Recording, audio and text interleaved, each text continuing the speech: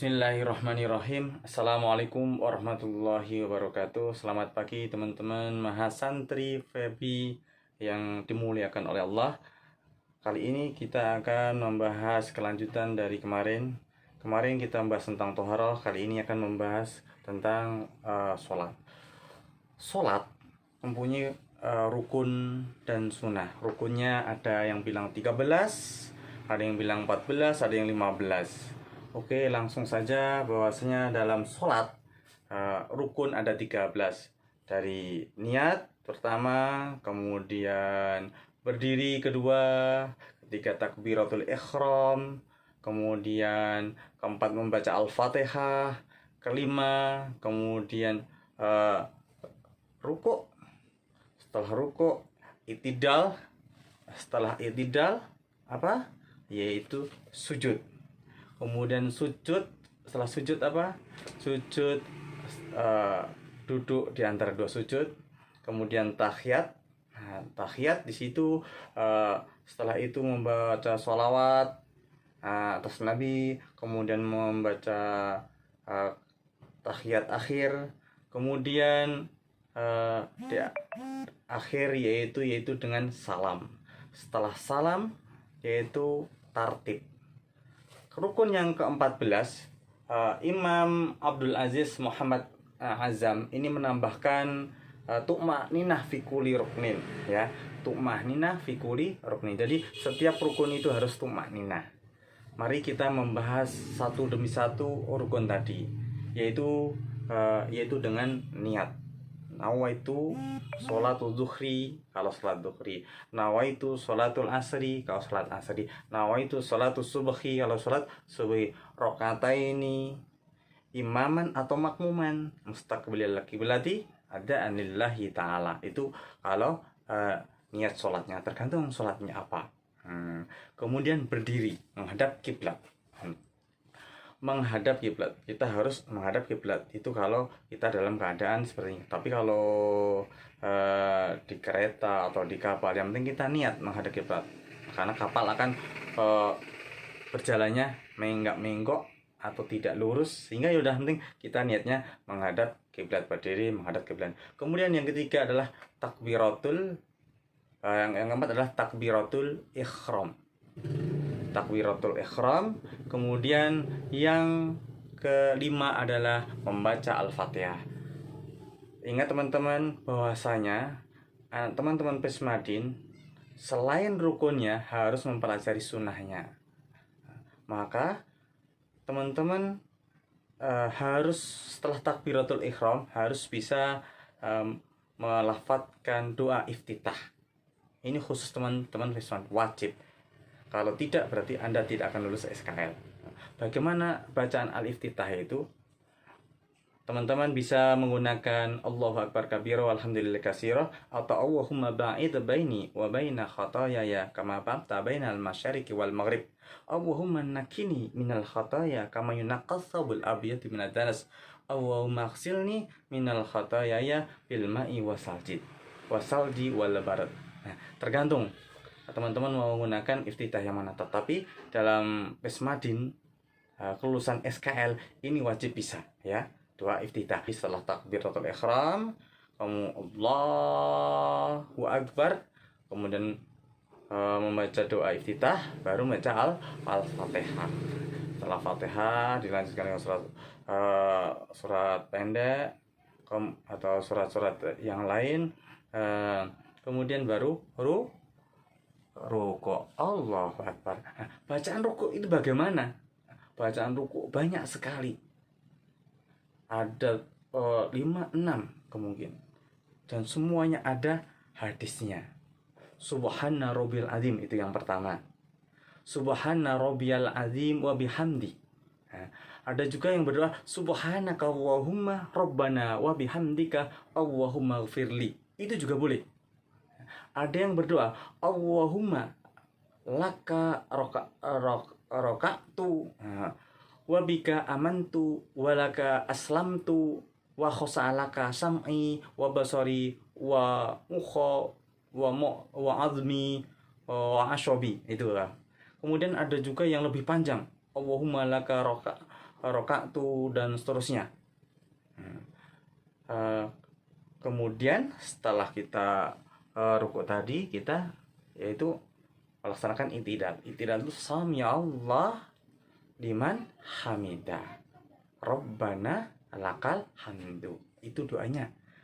Ada doa yang lebih panjang lagi atau lengkap lagi. Rabbana lakal hamdu mil'us samawati wa mil'ul ardi wa mil'u ma syi'ta min syai'in ba'd. Ada juga lebih panjang lagi. Allahumma Rabbana lakal hamdu mil'us samawati wa mil'ul ardi wa mil'u ma syi'ta min syai'in ba'd ahlas sana'i wal majdi la mani'a lima a'taita, dan seterusnya. Ada yang berdoa Rabbana walakal hamdu hamdan kasiron thayyiban mubarakan fi. Itu juga boleh. Jadi teman-teman boleh memilih satu di antaranya, tapi yang terkenal tadi Rabbana walakal hamdu atau Rabbana walakal hamdu mil'us samawati wa mil'ul ardi wa mil'u ma syi'ta min syai'in ba'd. Nah, itu yang sering digunakan oleh teman-teman. Setelah i'tidal, kita apa melaksanakan sujud. Allahu Akbar, kita sujud. Dalam sujud itu doanya juga tidak hanya satu, banyak.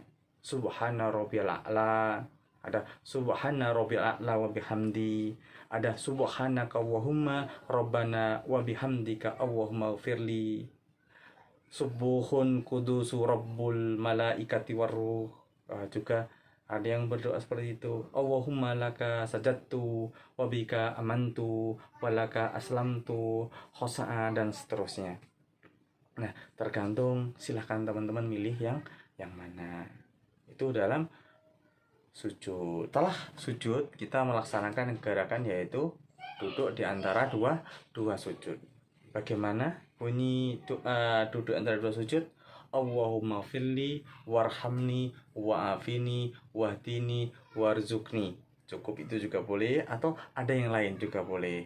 Rabbi firli warhamni wajburni wahdini warzuqni warfa'ni. Nah, itu juga boleh. Jadi teman-teman silahkan milih yang mana. Kemudian membaca. Setelah duduk di antara dua sujud, apa yang harus kita lakukan? Yaitu yang dimaksud dengan julusul akhirah, atau membaca atau keadaan dalam posisi tahiyat. Nah, setelah julusul akhirah, maka kita harus membaca, yaitu disebut dengan tasyahud akhirah. Di situ kita harus membaca sholawat atas Nabi sampai akhir. Itu bacaan tahiyat ya. Bagaimana bunyinya? At-tahiyatu sholawatu thayyibah, atau ada yang mulai dengan at-tahiyatu lillah wassalawatu thayyibah, assalamu alayka ayyuhan nabiyyu wa rahmatullahi wa barakatuh, assalamu alayna wa ala ibadillahi syarikin, asyhadu an la ilaha illallah wa asyhadu anna muhammadar rasulullah, Allahumma sholli ala Muhammad wa ala ali Muhammad kama sholaita ala Ibrahim wa ala ali Ibrahim wa barik ala Muhammad wa ala ali Muhammad kama barakta ala Ibrahim wa ala ali Ibrahim fil alamin innaka Hamidum Majid. Ada juga pakai Allahumma sholli ala Sayyidina Muhammad. Itu juga boleh. Silahkan teman-teman milih yang mana. Tapi ingat, bagi teman-teman Pesmadin, setelah membaca tahiyat ada doa yang mana ini sebenarnya sunnah, tidak wajib, tetapi di Pesmadin harus bisa, harus wajib. Kalau tidak, nanti tidak lulus SKL juga. Bagaimana? Allahumma inni a'udzubika min adzabi jahannama wa min adzabil qabri wa min syarri fitnati mahya wa mamati wa min syarri fitnati masihid jadal. Nah, atau ada versi yang lain, silahkan teman-teman memilih mana yang lebih enak dan lebih mudah dihafalkan. Kemudian baru salam. Assalamualaikum warahmatullahi. Assalamualaikum warahmatullahi. Begitu ya. Kemudian rukun yang ke-13 yaitu tartib. Pelaksanaan harus berurut-urut tartib. Dalam Muhammad, kalau menurut Abdul Aziz Muhammad Azam dalam bukunya ini, dia menambahkan rukun, yaitu tumaninah fi kulli rakatin, yaitu tumaninah dalam setiap rukun. Itu pembahasan tentang babu sholat. Nah, di ujian SKL yang teman-teman akan hadapi, nah, teman-teman harus mempelajari tentang puasa dan juga tentang zakat dan juga tentang haji. Sekarang sebelum puasa ada jenis-jenis sholat sunnah. Jadi ada sholat wajib yang sudah kita pelajari rukunnya tadi. Teman-teman juga harus mengenal berbagai macam sholat sunnah. Ada sholat duha dilaksanakan tiap pagi. Kemudian ada sholat tahajud itu apa, sholat istikharah itu apa, sholat idul fitri, idul adha itu bagaimana. Teman-teman harus bisa. Bacaannya sama, hanya membedakan mungkin di sini tertuju pada niat. Kalau sholat idul fitri, idul adha di takbirnya mereka juga beda. Kalau takbirnya 7 sama 5 ada sholat. Kemudian yang agak lebih beda lagi banyaknya itu yaitu di sholat gerhana, terkenal dengan kusuful qamar dan kusuf samsi. Apa itu kusuful qamar? Yaitu sholat gerhana matahari. Qamar gerhana bulan. Kalau kusufus sams itu adalah sholat gerhana matahari. Nah, teman-teman nanti harus bisa, silakan dibuka bukunya dan dipelajari, karena minggu depan kalian juga akan menghadapi ujian kelulusan SKL, baik Al-Quran ataupun ibadah. Oke, itu tadi jenis-jenis dari sholat sunnah. Kita akan bahas tentang puasa. Puasa juga ada puasa wajib dan puasa sunnah. Apa itu puasa wajib? Nah, apa itu puasa sunnah?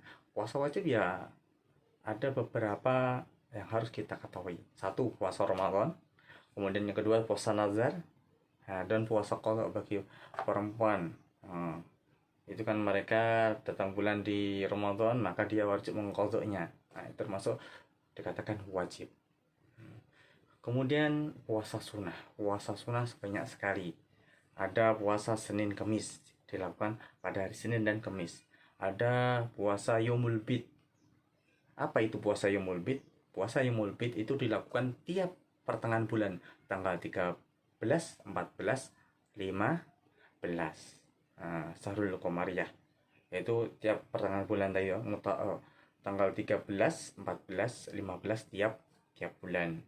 Kemudian ada puasa Daud. Apa itu puasa Daud? Puasa Daud itu puasa yang dilakukan selang-seling. Sekarang puasa, besok tidak puasa, puasa lagi nggak puasa, dan seterusnya. Itu puasa Daud. Ada puasa Arafah atau 9 Dzulhijjah. Puasa Arafah ini yaitu dilakukan pada 9 Dzulhijjah, bertepatan pada itu dikata para jamaah haji sedang wukuf di Arafah, maka terkenal dengan puasa Arafah. Ada puasa Syawal. Apa itu puasa Syawal?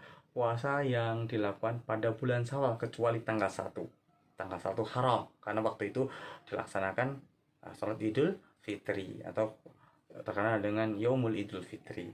Itu haram. Jadi yang dinamakan puasa Syawal itu ya dilakukan pada bulan Syawal, mulai tanggal 2 sampai akhir Syawal. Boleh berurutan, boleh selang-seling, boleh di pertengahan, di akhir, atau di awal. Terserah, yang penting sebanyak 6. Itu dimaksud dengan puasa Syawal. Itu tadi jenis-jenis puasa sunnah. Kemudian zakat. Teman-teman harus tahu.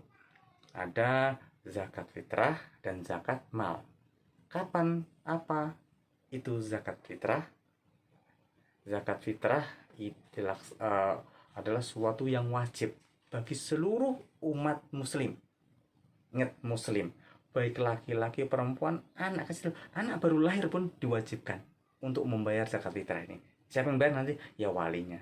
Nah, jadi wajib semuanya. Kapan waktunya? Mulai awal Ramadan sampai akhir Ramadan sebelum sholat Idul Fitri. Itu waktu dilaksanakan pembayaran zakat fitrah. Besarnya berapa? Yaitu 5 sok atau 1 mud, ya, sebesar 2,5 liter. Itu besaran kalau sekarang Indonesia. Itu jenis-jenis pembahasan tentang zakat fitrah. Kalau zakat mal itu sesuatu yang harus dikeluarkan dari harta kita, mensucikan. Maka zakat mal ini banyak sekali. Ada zakat peternakan, ada zakat hewan, ada zakat perdagangan, ada zakat tijaro, pertanian dan sebagainya. Dalam zakat mal ini teman-teman harus menguasai beberapa istilah. Di antaranya satu, apa itu yang dimaksud dengan haul? Apa itu yang dimaksud dengan apa? Haul. Yang kedua, apa yang dimaksud dengan nisab? Ada haul, ada nisab. Kalau haul itu adalah batas lamanya waktu, ya, lamanya waktu yang si pemilik mempunyai. Kalau nisab itu batas minimal harta. Contoh emas, nisabnya berapa? Yaitu 85 gram. Haulnya berapa? 1 tahun. Nah itu ya. Jadi haul itu batas lamanya waktu seseorang, batas minimal waktu seseorang itu memiliki harta. Kalau nisab itu batas banyaknya harta, minimal banyaknya harta. Kalau emas tadi dia sudah minimal mempunyai 85 gram, maka dia baru baru diwajibkan membayar zakat mal. Itu ya. Nah, kemudian kita membahas tentang haji. Dalam haji teman-teman harus tahu jenis-jenis haji. Haji ada 3 jenis. Apa? Ifrad, tamato, dan qiron. Nah, di sini harus bisa membedakan apa itu tamato, apa itu qiron, ya. Tamato, ifrad, dan qiron, ya. Kemudian ada dalam haji ada beberapa istilah yang harus teman-teman juga kuasai. Ada tawaf, ada sa'i, ada tahallul, ada wukuf, ada limpar jumarat. Tawaf. Apa itu tawaf? Tawaf adalah mengelilingi Ka'bah sebanyak 7 kali. Dimulai dari Hajarul Aswad dan diakhiri dengan Hajarul Aswad lagi. Dihitung 1, sebanyak 7 kali putaran. Kemudian apa yang dimaksud dengan sya'i? Kalau sya'i itu berlari-lari dari Bukit Sofa ke Marwah, Marwah ke Sofa, Sofa ke Marwah. Nah, sebanyak 7 kali. Sofa ke Marwah dihitung sekali, Marwah ke Sofa 2 kali, dan seterusnya begitu. Sebanyak 7 kali. Kalau tahallul itu adalah memotong rambut. Berapa minimalnya? 3 helai.